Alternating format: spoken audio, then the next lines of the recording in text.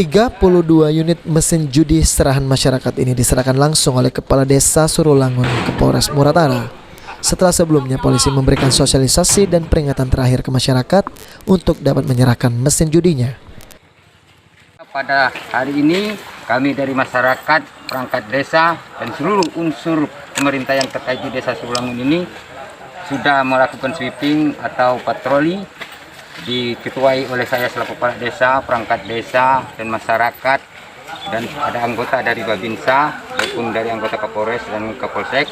Alhamdulillah kami telah menemukan yaitu berupa barbar 32 unit itu atas kesadaran masyarakat untuk menyerahkan kami kepada kepala desa.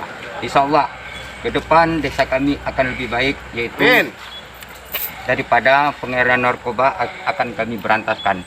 Itulah sudah saya sosialisasi. Dengan penyerahan mesin judi ini, Kades Surulangun berharap tidak akan terulang lagi penggerebekan yang dilakukan oleh kepolisian di desanya maupun desa lainnya. Adi Aryan, Zapal TV.